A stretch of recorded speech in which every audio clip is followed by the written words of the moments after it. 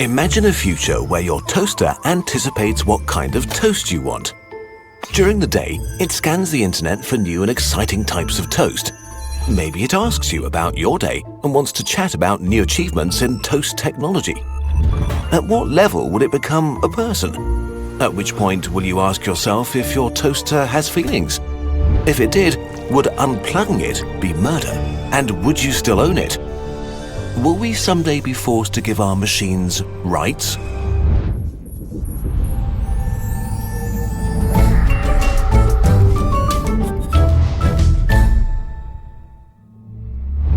AI is already all around you. It makes sure discounters are stocked with enough snacks, it serves you up just the right internet ad, and you may have even read a news story written entirely by a machine. Right now, we look at chatbots like Siri and laugh at their primitive simulated emotions, but it's likely that we will have to deal with beings that make it hard to draw the line between real and simulated humanity. Are there any machines in existence that deserve rights? Most likely, not yet. But if they come, we are not prepared for it. Much of the philosophy of rights is ill-equipped to deal with the case of artificial intelligence. Most claims for rights, whether human or animal, are centered around the question of consciousness. Unfortunately, nobody knows what consciousness is. Some think that it's immaterial, others say it's a state of matter like gas or liquid. Regardless of the precise definition, we have an intuitive knowledge of consciousness because we experience it. We're aware of ourselves and our surroundings and know what unconsciousness feels like. Some neuroscientists believe that any sufficiently advanced system can generate consciousness. So if your toaster's hardware was powerful enough, it may become self-aware. If it does, would it deserve rights? Well, not so fast. Would what we define as rights make sense to it? Consciousness entitles beings to have rights because it gives a being the ability to suffer. It means the ability to not only feel pain, but to be aware of it. Robots don't suffer, and they probably won't unless we program them to. Without pain or pleasure, there's no preference, and rights are meaningless. Our human rights are deeply tied to our own programming. For example, we dislike pain because our brains evolved to keep us alive, to stop us from touching a hot fire or to make us run away from predators. So we came up with rights that protect us from infringements that cause us pain. Even more abstract rights like freedom are rooted in the way our brains are wired to detect what is fair and unfair.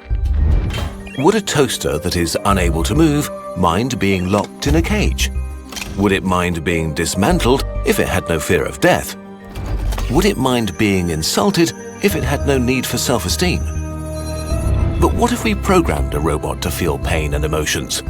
To prefer justice over injustice, pleasure over pain, and be aware of it? Would that make them sufficiently human? Many technologists believe that an explosion in technology will occur when artificial intelligence can learn and create their own artificial intelligences even smarter than themselves. At this point, the question of how robots are programmed will be largely out of our control. What if an artificial intelligence found it necessary to program the ability to feel pain, just as evolutionary biology found it necessary in most living creatures? Do robots deserve those rights? But maybe we should be less worried about the risk that super-intelligent robots pose to us and more worried about the danger we pose to them. Our whole human identity is based on the idea of human exceptionalism, that we are special, unique snowflakes entitled to dominate the natural world. Humans have a history of denying that other beings are capable of suffering as they do. In the midst of the scientific revolution, René Descartes argued that animals were mere automata, robots if you will. As such, injuring a rabbit was about as morally repugnant as punching a stuffed animal. And many of the greatest crimes against humanity were justified by their perpetrators on the grounds that the victims were more animal than civilized human.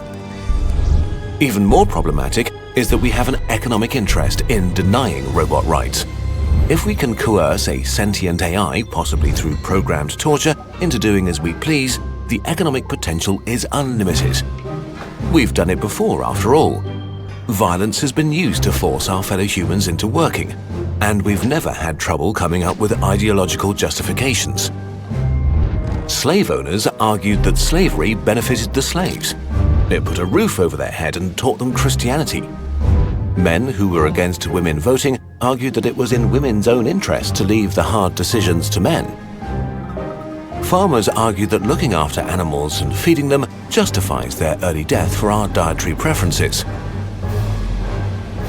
If robots become sentient, there will be no shortage of arguments for those who say that they should remain without rights, especially from those who stand to profit from it. Artificial intelligence raises serious questions about philosophical boundaries. While we may ask if sentient robots are conscious or deserving of rights, it forces us to pose basic questions like, what makes us human? What makes us deserving of rights? Regardless of what we think, the question might need to be resolved in the near future. What are we going to do if robots start demanding their own rights?